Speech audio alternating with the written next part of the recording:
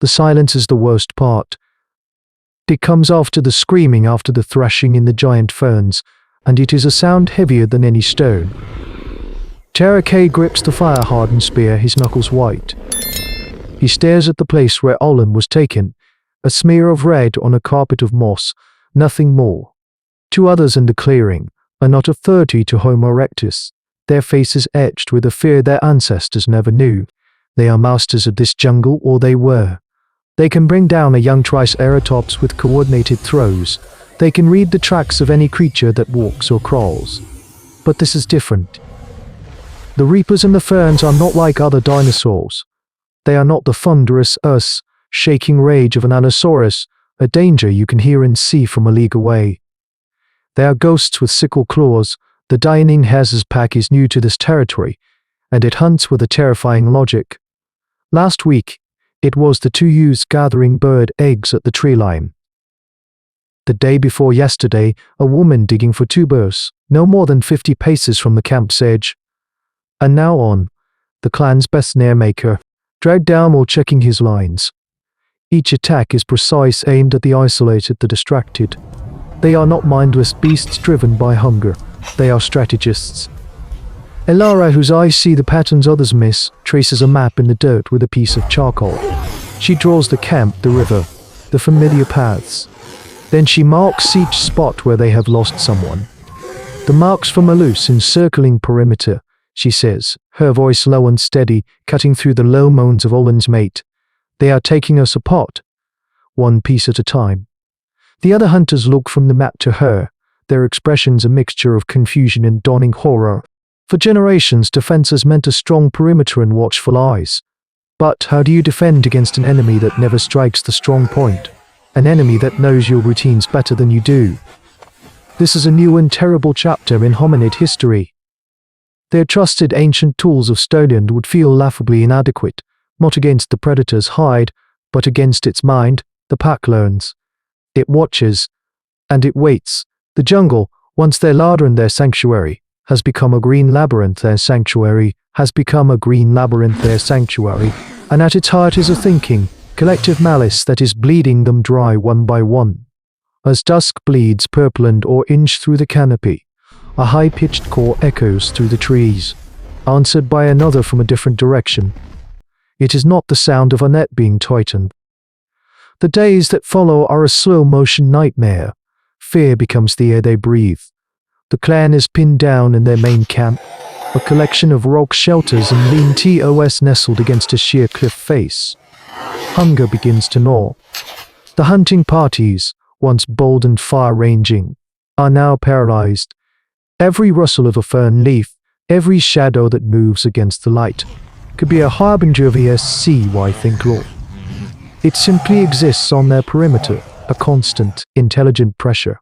They are seen in fleeting glimpses, a sleek, feathered head peering over a log, a swift shadow darting between cycads. The psychological toll is immense. The clan is turning inward. Grief and suspicion frame the bonds that hold them together. Cherokee, his patience worn thin by the cries of hungry children, wants to act. He gathers the remaining hunters, their faces grim. We form a spear wall, he growls, his voice a low rumble of frustration. We advance his voice, the river, and we kill them or die. It is the old way, the brave way, the brave way. And Delara knows it is suicide. She steps forward, placing a hand on the dirt map, now hard, baked by the sun. They are 8, she says, her voice cutting through his anger. They are faster. They flank. They will peel it apart as a child peels a fruit. The other hunters look between their strongest warrior and their keenest mind, trapped by the failure of one and the uncertainty of the other. This is the emotional turning point, the moment where courage must become something more than simple aggression. Alara leads Cherokee to the highest ledge overlooking their territory. For 2 days they do nothing but watch. It is an act of supreme discipline. They force themselves to see the Reapers not as monsters, but as a system. They observe the pack's patrol routes, the way the Alpha communicates with subtle head bobs, the almost playful cruelty with which they toy with lesser prey. They note how the pack uses a narrow game trail to doctor fleeing animals into an ambush. It is this observation that sparks the idea. It is not their claws or their teeth that make them deadly. It is their mastery of landscape, their use of channels and funnels. We do not build a wall, Alara says, her eyes gleaming with a terrifying, desperate light. We build a river of pain. The concept is radical, a leap in primitive technology from simple tools to complex environmental engineering. Back in the camp, she and Terekay unroll a large, poorly cured hide. Using charcoal, they design a death trap on a scale never before imagined. It will start at the wide clearing 1,000 paces from the camp and used to natural rock formations as a starting point. They will dig, they will sharpen, they will weave. They will build a funnel nearly 200 paces long that narrows into a muddy, inescapable killing ground filled with sharpened stakes and hidden vine snares. It is a geometry of fear, a trap for the mind as much as the body. It is a monumental undertaking, a gamble of their last remaining energy and time. But as the clan gathers around the hide, their faces illuminated by the flickering firelight, the despair in their eyes is slowly replaced by a grim, unified resolve. They are no longer prey waiting for the slaughter. They have a purpose.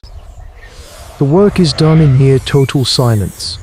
It is a testament to their shared terror and newfound purpose. For 5 days, the clan moves like ants, driven by Alara's design and Terekay's unyielding will. They use their simple but effective ancient tools, stone hand axes to sever roots, sharpened digging sticks hardened in fire, and shoulder blade shovels to move the earth. They work in shifts, the children and elderly tasked with weaving countless lengths of tough vine into crude but strong nets, their small hands working with a feverish intensity. The funnel takes shape, two long, deceptively low mounds of earth and rock, topped with a thorny tangle of branches, create an irresistible channel for any creature moving at speed.